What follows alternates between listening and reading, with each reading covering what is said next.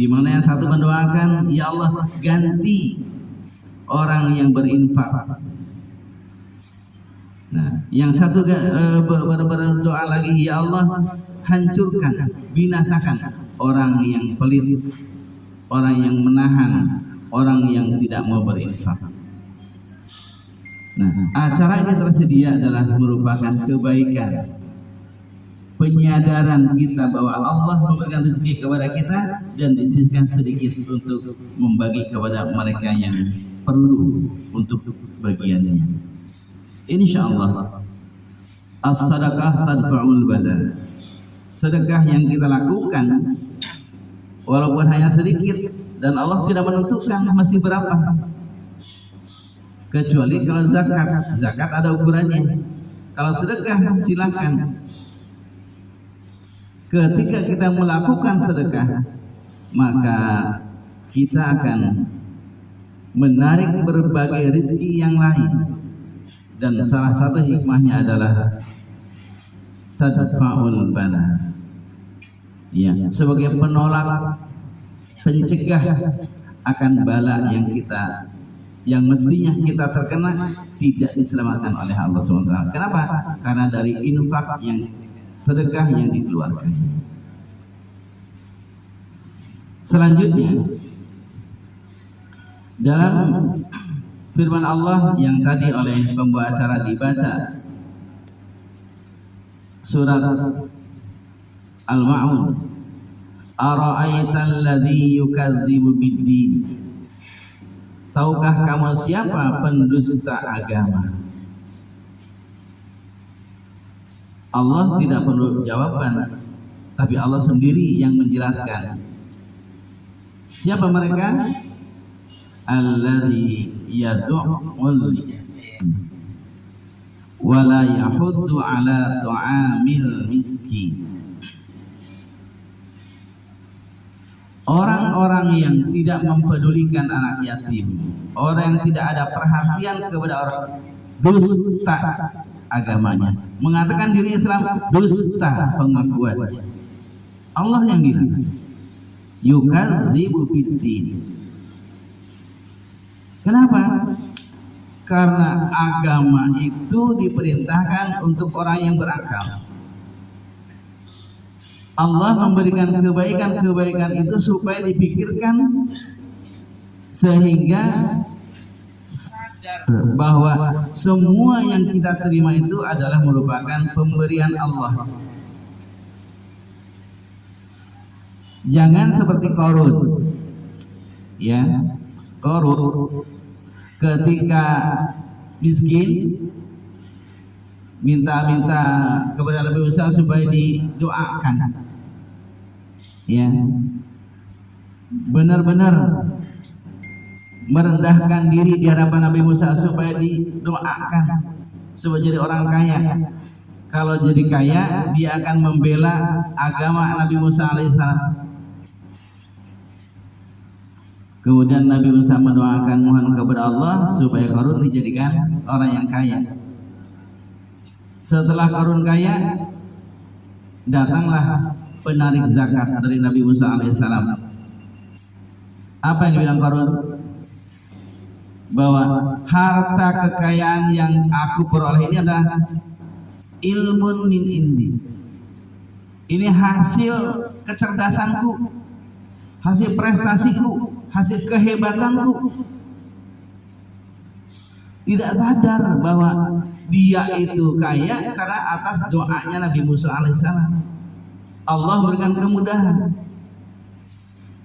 tapi dia tidak menyadari bahwa itu adalah merupakan karunia Allah. Yang ia sadarkan, yang ia sebutkan adalah ini hasil karyaku. Demikian juga seperti Sa'labah zaman Rasulullah. Rasulullah sudah bilang, udah kamu berbagi sarung dengan istrimu nggak apa-apa, yang penting kamu taat kepada Allah. Udah kamu enak aja begitu. Enggak ya Rasulullah, kan kalau saja di orang kaya kan enak, bisa nyumbang, bisa ini. Lihat tuh teman-teman, berlomba mereka nyumbang. Saya kan nggak punya apa-apa. Ya udah, kalau gitu nih dikasih oleh Rasulullah modalnya kambing yang sedang bunting. Karena modalnya dari Rasul, dengan doanya Rasulullah, Allah mudahkan sehingga dalam jangka beberapa tahun Sa'labah sudah menjadi kaya. Tapi apa yang terjadi? Kekayaan yang Allah berikan kepada dia bukanlah tambah dekat kepada Allah, tambah merekat kepada Rasulullah, sedikit demi sedikit menjauh, bahkan Jumatan pun sampai dia tidak datang. Kenapa? Kemana Sa'labah? Wah, lagi ngurusin kambingnya di padang pasir sana. Karena kambingnya ada yang lari, ada yang dimakan serigala. Lupa. Oleh karena itu Allah, orang-orang yang menyombongkan diri, tidak mensyukuri nikmat Allah, Allah kembalikan kepada semua. Diceritakan seperti itu, selalu bersyukur. Kita menyadari bahwa rizki yang kita peroleh itu adalah merupakan pemberian Allah.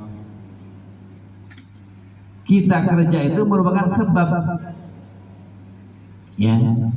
Jadi yang menjamin hidup kita itu bukan perusahaan, bukan kerjaan, tapi Allah.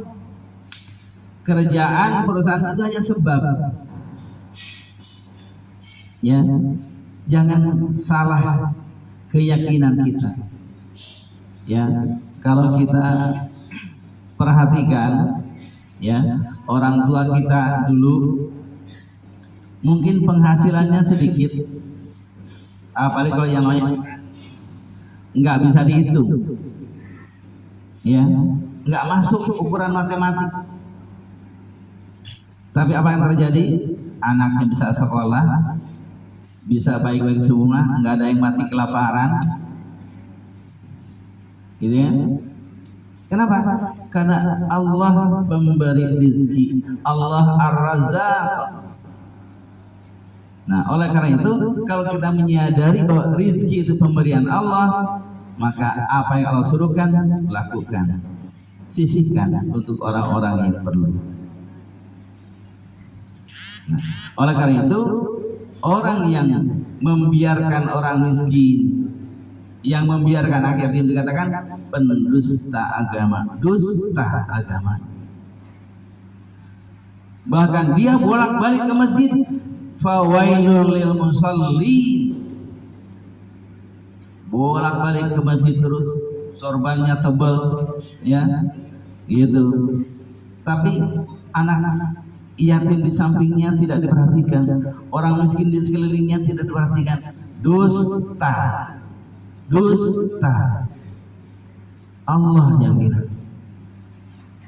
Wail, celaka orang yang salah. Kenapa?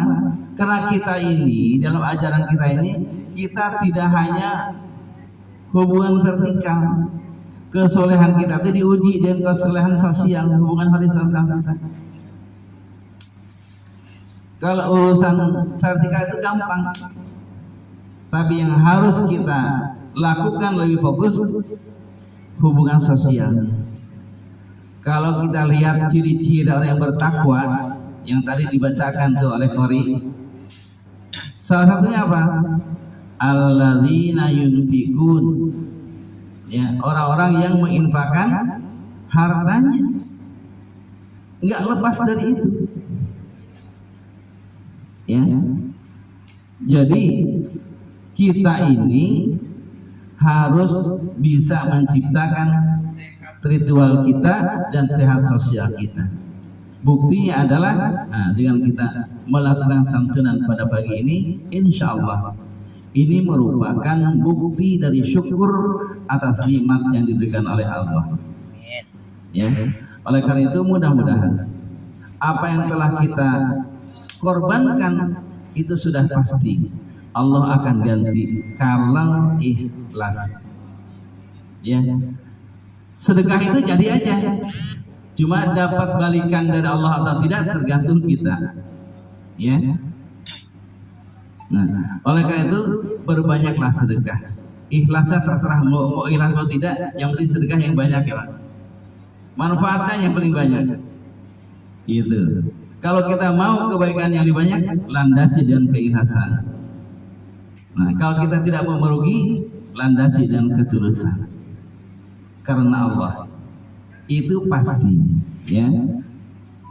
Nah, oleh karena itu dengan diberikannya, disisihkannya sebagian rezeki yang Allah berikan, maka Allah akan tambah, ya. Kalau kita bersyukur, maka sesungguhnya syukur itu adalah untuk dirinya sendiri.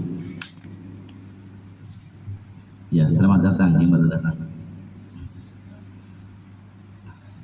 Kemudian orang-orang yang mencintai anak yatim, kata Rasulullah, ana wa kafilul yatim hakadza fil jannah. Ya. Orang yang menyantuni, yang sayang kepada anak yatim itu dekat denganku di surga, kata Rasulullah. Orang yang dekat dengan Rasul di surga pasti masuk surga enggak? Orang yang dekat dengan Rasul di surga pasti masuk surga enggak? Pasti. Ya pasti, atau orang dekat dengan Rasulullah dari surga masa enggak masuk? Gitu ya? Artinya apa? Menyantuni anak yatim, sayang kepada orang-orang miskin, itu dijamin masuk surga. Amin. Ya. Oleh karena itu, dengan adanya acara seperti ini, melakukan santunan sebagai bukti bahwa kita ada kepedulian kepada anak-anak. Kemudian bahwa di dalam ajaran kita, ya, anak-anak yatim itu merupakan hal-hal yang perlu kita perhatikan. Kenapa? Karena mereka istilahnya kan sudah kehilangan tangan kanan, ya. Orang tuanya, bapaknya tidak ada yang biasa mencarikan nafkah, semuanya adalah tergantung kepada ibunya. Makanya hebat, wanita itu hebat, ya.